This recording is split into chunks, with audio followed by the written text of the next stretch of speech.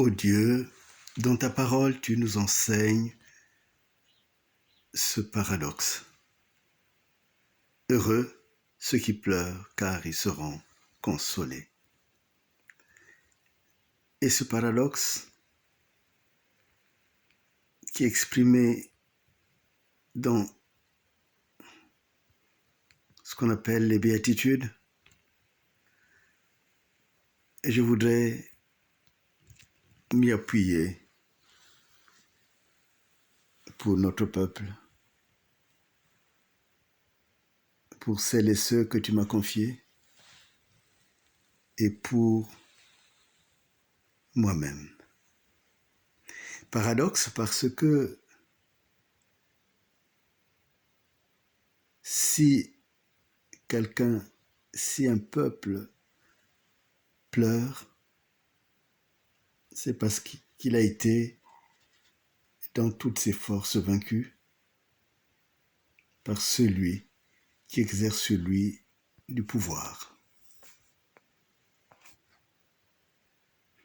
Quand nous regardons la vie de tous les jours, nous constatons que plusieurs occasions de pleurer viennent plus que des occasions de se réjouir. Alors la question qui se pose, quand nous pleurons, que faut-il faire? Le cœur a tendance à maudire Dieu. Job, un croyant des premiers temps, a vécu cette expérience de la souffrance. Tout ce qu'il avait était perdu. Et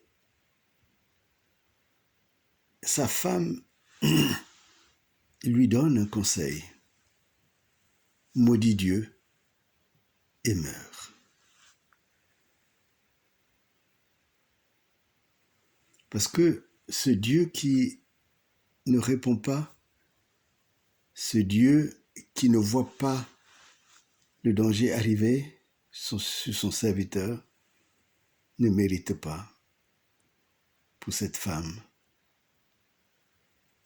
la considération.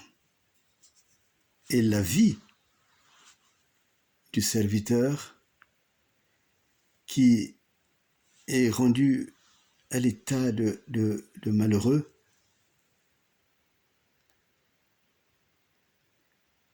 fait naître un doute. Autant Dieu est exalté pendant les moments de grosse prospérité, quand tout va bien, il est facile de dire « béni soit Dieu ». Mais quand tout va mal, vraiment mal, Dieu, on ne le voit plus avec ce regard bienveillant.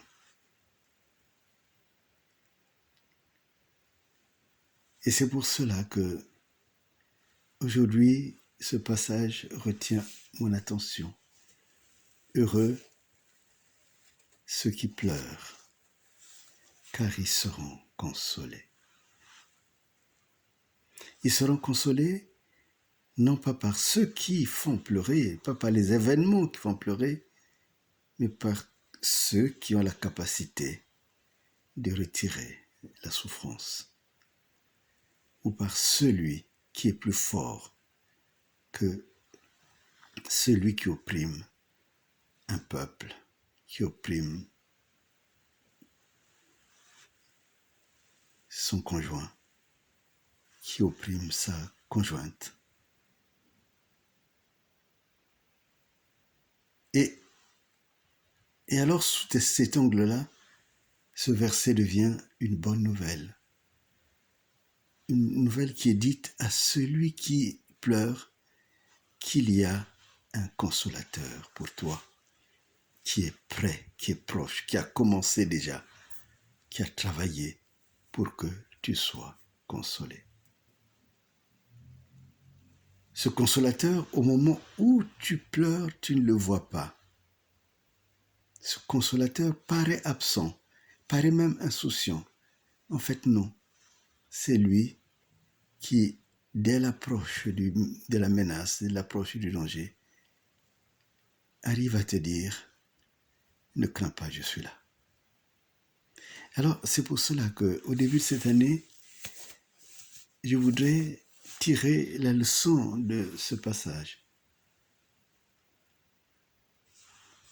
Tu vas certainement pleurer une fois, deux fois, peut-être plusieurs fois, mais à chaque moment où les larmes commencent à te monter, ma sœur, mon frère, rappelle-toi que Dieu est là. Ne sois pas comme la femme de Job qui va conseiller de maudire Dieu, ton Dieu. Et ce Dieu n'est plus son Dieu. En fait, elle n'avait jamais donné toute sa confiance à Dieu. Elle vivait dans l'opulence, mais elle ne savait pas d'où venait l'opulence. Job lui dira, mais c'est lui qui a donné ce que nous avons eu et c'est lui qui redonnera. C'est pour cela, frères et sœurs, au début de cette année, je voulais te dire, bénissez le Seigneur. Bénis le Seigneur en tout instant, en toute occasion. Bénis de manière plus abondante que tes propres larmes. Toi, peuple qui vit sous l'oppression, Dieu est à tes côtés. Dieu est en toi. Bénis-le. Et il fera cesser. Il fera sécher aussi tes larmes. Bénis le Seigneur, toi mon âme, et n'oublie aucun de ses bienfaits. Parce que au moment où tu as le sentiment que Dieu n'est plus là, il faut que ton âme rappelle et te rappelle que Dieu a fait beaucoup dans ta vie et que ses bienfaits, ses exaucements poussent ton cœur à bénir Dieu. Bénis l'Éternel, toi mon âme, et n'oublie aucun de ses bienfaits. Parce que ces bienfaits étaient pour hier, mais ces bienfaits sont pour aujourd'hui. Et du lendemain, il est en train déjà de prendre soin. Donc, toi qui pleures, tu seras et tu es déjà consolé dans ton âme. Que la paix soit avec toi. Bonne année.